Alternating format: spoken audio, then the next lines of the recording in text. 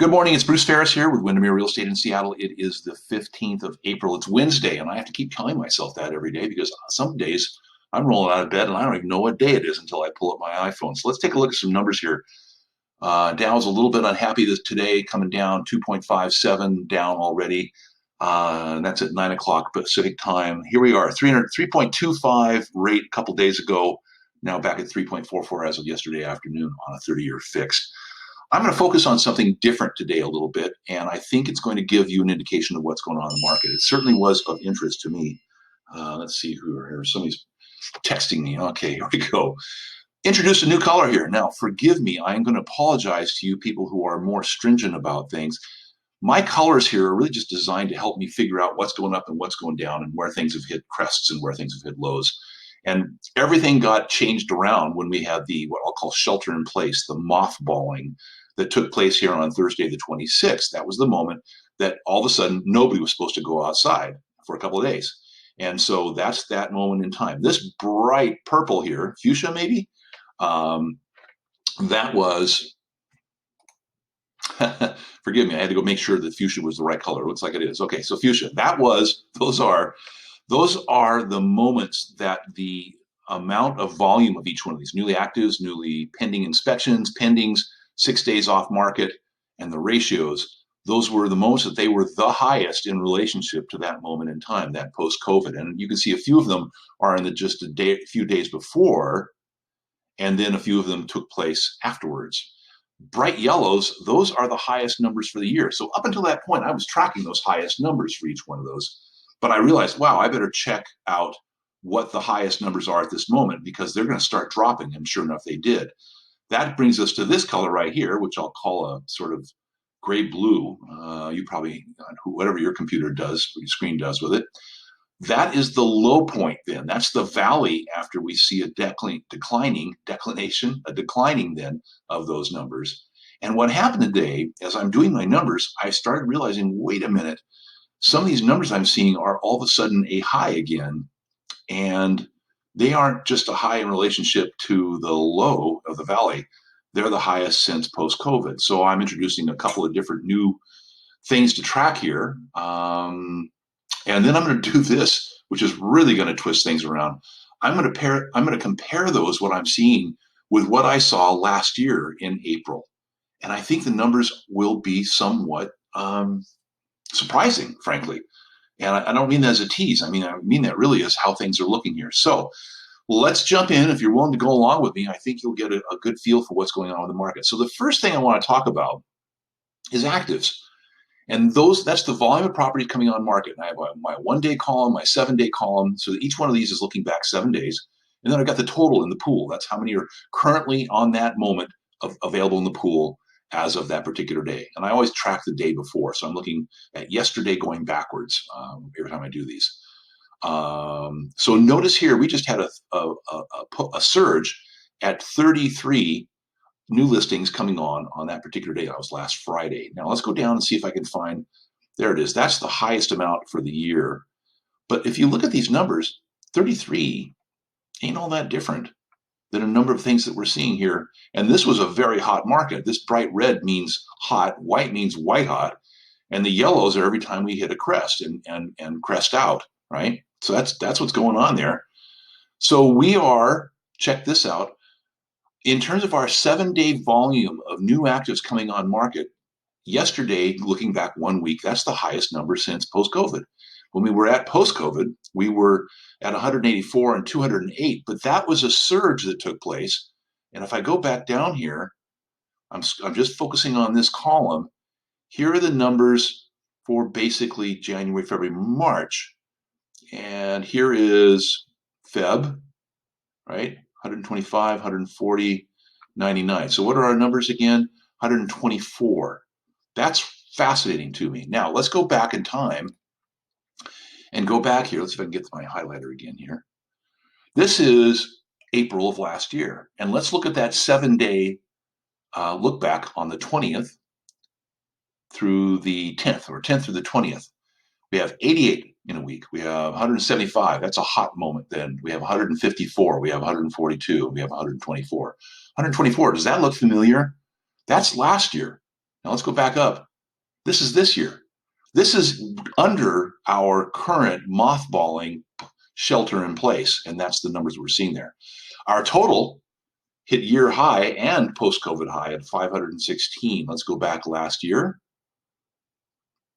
Well, they were in the sevens, early sevens, high sixes, early sevens, right? There's your numbers right there. So interestingly, what's coming on market.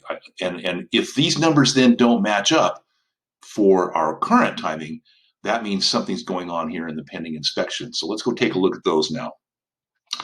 Our I'll call it a COVID influenced high of pending inspections in a week was 32. Our high for the year, find it as 42. Okay, but we clearly had a surge. Here we are in the mid 20s, and then it's pushing up, and there's 32. We then drop down to 18. That's the lowest amount to take place in a week, and we're at 39. Look at this pushing up here at 39, and our dailies also has a crest here at 11, and our highest number was 10. Check that out. So that's actually a year high. Like I said, these things aren't super scientific, but it gives an idea of what's going on. So we got that, and we've got our totals of pending inspections at 49. So 11, 39, and 49. Let's go take a look at last year. 14, 58, and 85. Interesting.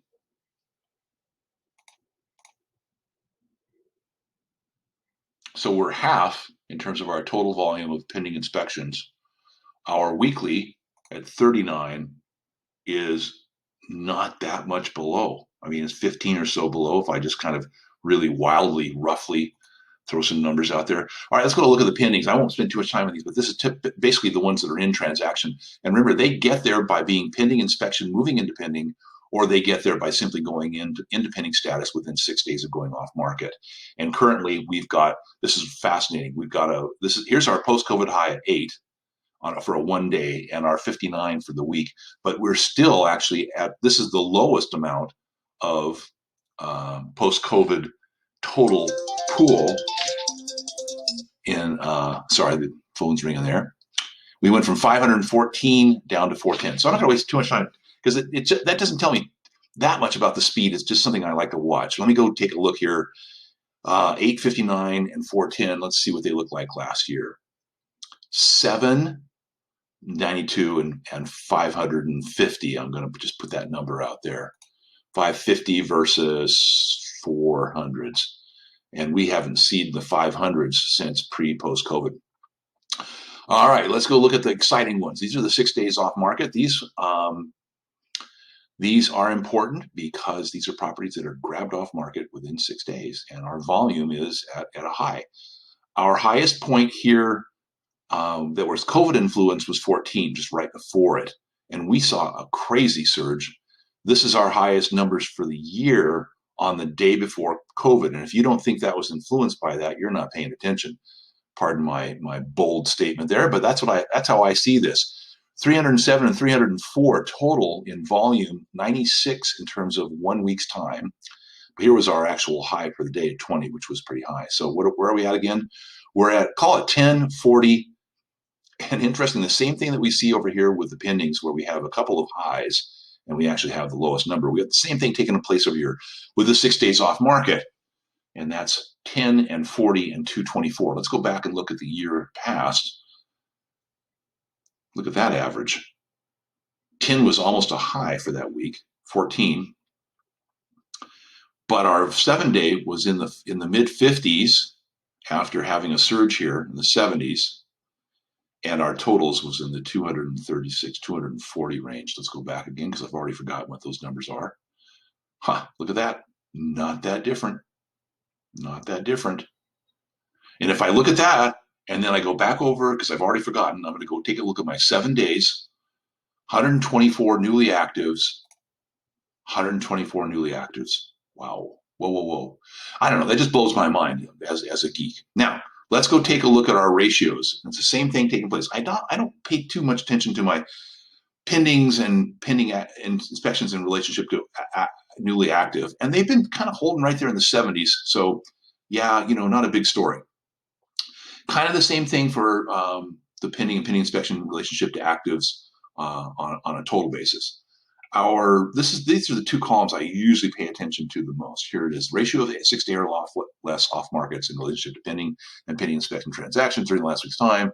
And here's the ratio of 6 days or less off markets in relationship to newly active listings during the last week's time. So that has been holding pretty much in the 30s, right? But here was our low at 24, and you can see not a huge amount of difference. So it's not super significant. Let's go back and see what it was. Woo! This is our COVID influenced, our shutdown influenced numbers. And here's the surge. But look where we came up from. We came up from basically low 40s, right? That's kind of where we were hanging out prior to COVID. And then we hit it, and boom, everybody got panicked. There were a lot of, I'm making that up, but that's what I'm guessing. And then people just really jumped on this thing and went after the listings, and there it was. Where's our low? Back here at 24. And we're right there in the 30s. Let's go last year and take a look at that ratio now. 40, 46 surge, 47, back down into the high 30s. Just call it low 40s. But look where it came from. I mean, actually, these were probably in the high 30s here. Are we that different? Forgive me, right there. There we are. A little bit different, 10%. 10% differential. 1/4. I mean, those are bigger numbers, but in terms of actually the volume, we just saw that it wasn't that big of a deal. Now let's go look at MLS Mkt Watch. I wasn't tracking this last year, so I don't have this for us. But what's fascinating to me, MLS does a similar thing, a little bit more broad, a little bit more sloppy, I'll call it. It's just it has more parameters that allows in. These are just actives coming on market in a particular geographic area, but not throttled with any kind of filters like I do. I didn't mark it here. Here's our highest number for the year at 159, 160. And that's a week or two, about 2 weeks prior to shelter in place. I didn't mark the highest number, but I would suspect it's this 139 right here. And then we start dropping, moving up and down, fluctuating, and then 60 is our lowest number. And we just hit 89 in terms of that. And then in terms of those going newly pending within the week, and again, they're not being as filtered as I am over here. This is the high number for post-COVID, and here's our PCL, post-COVID low, right? And right around then we were 133. So I don't have those numbers for last year, so that's not there. So their numbers of newly pending to newly actives, watch how they're moving here.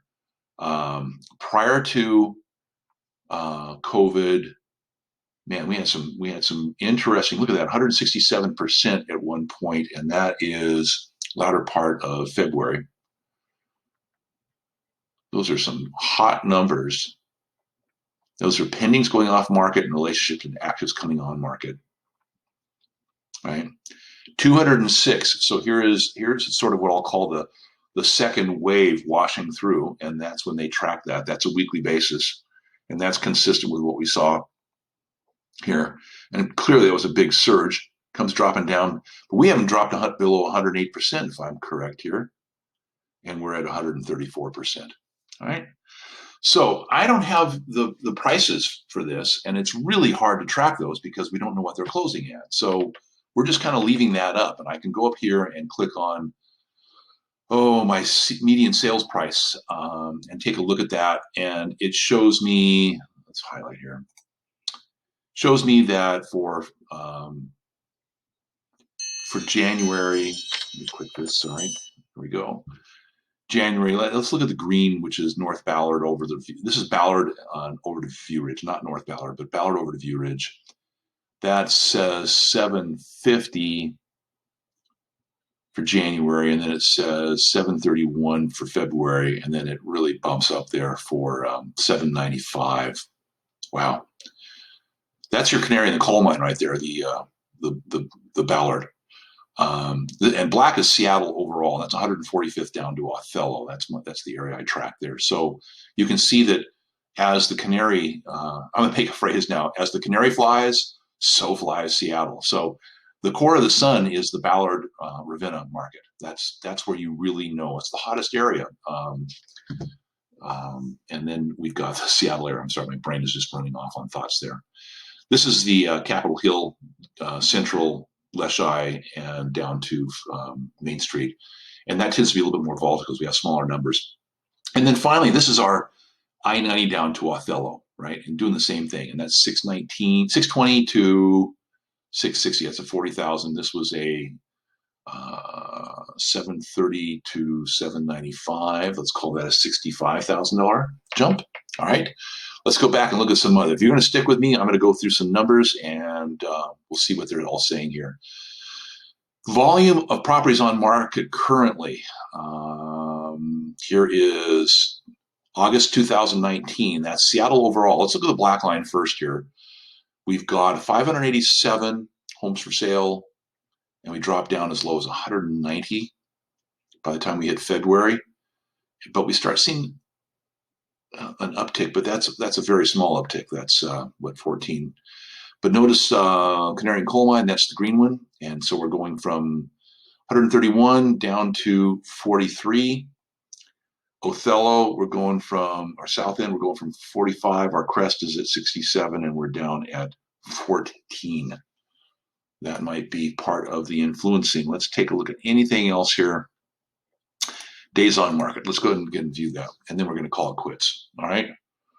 Again, Canary in the Coal Mine is green. Let me try to get up here so that's out of the way. Here we go.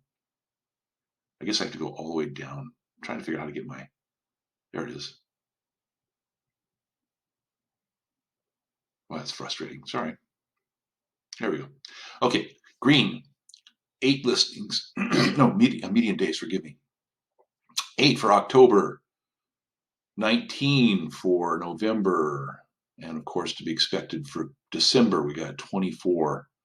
And then bada bing, 15, and then bada boom, February takes us down to 7, and for March, we're down at 6, okay?